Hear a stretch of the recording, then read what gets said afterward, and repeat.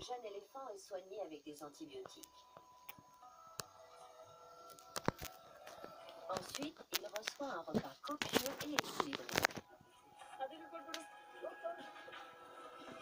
Ce n'est qu'un petit accident de parcours et Sunder est sur la voie de la guérison. Il a pris progressivement du poids et on ne peut pas espérer un changement radical parce qu'il suit un nouveau régime alimentaire. Les soins prodigués par le docteur Sanat soignent aussi sa terrible blessure à la patte, infligée par ses gardiens à Kolhapur. Ses blessures sont guéries à 90%. Sunder profite maintenant d'une existence sans entrave, dans cet environnement réservé exclusivement aux pachydermes. Ici, il se promène insouciant avec ses 16 congénères, dont 2 éléphantaux.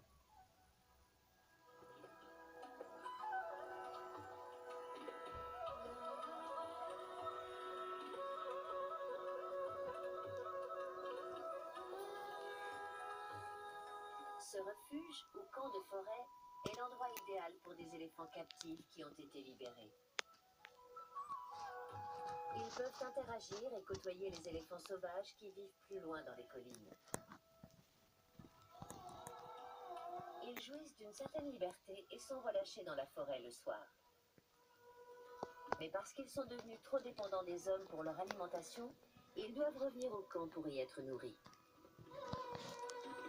C'est pour cela qu'ils portent ces chaînes aux pattes. Elles laissent des marques dans la poussière, permettant de retrouver des éléphants qui se seraient trop éloignés. Il n'y a pas mieux que les camps de forêt pour les éléphants. Ce sont des cornacs qui prennent soin d'eux, des hommes qui auparavant les capturaient et les dressaient et ont appris à s'occuper d'eux. Quand les éléphants sont intégrés à des groupes sociaux, ils arrivent à se reproduire. Les mâles sauvages viennent dans le camp et ils s'accouplent avec les femelles. Et ils ont des petits tous les 4 ou 5 ans. Les camps de forêt comme celui-ci offrent de l'espoir pour les anciens éléphants captifs.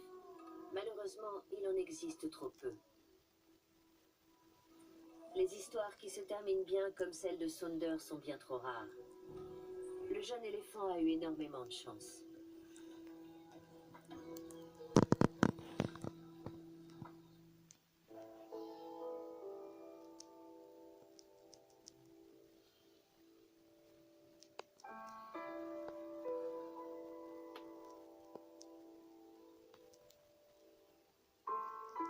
Je pensais que Lakshmi aussi avait de la chance et un cornac bienveillant. Puis j'ai entendu des rumeurs. Alors je suis retournée la voir.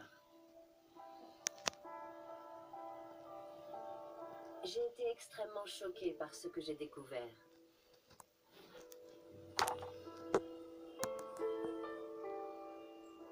Son œil droit est enflé et fermé. Des larmes s'en écoulent continuellement. Et quand elle a essayé d'ouvrir son œil, j'ai pu distinguer une cicatrice blanche sur son globe oculaire. C'est l'heure de son traitement. Mais Lakshmi proteste et refuse de s'allonger, car elle est terrifiée.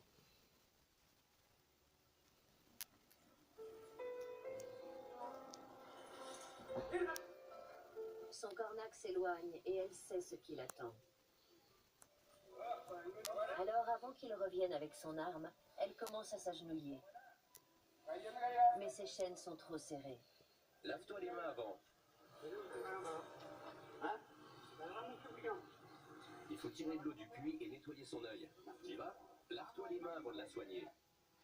Le cornac tente d'introduire ses doigts et ses ongles sales de force dans son œil.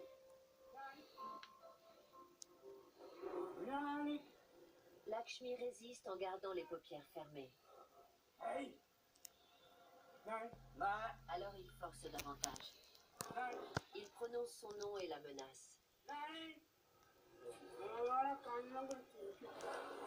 Après 20 minutes de calvaire pour l'animal,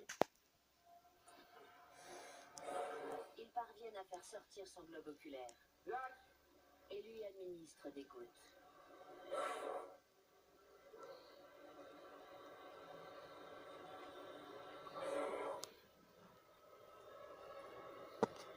Je n'en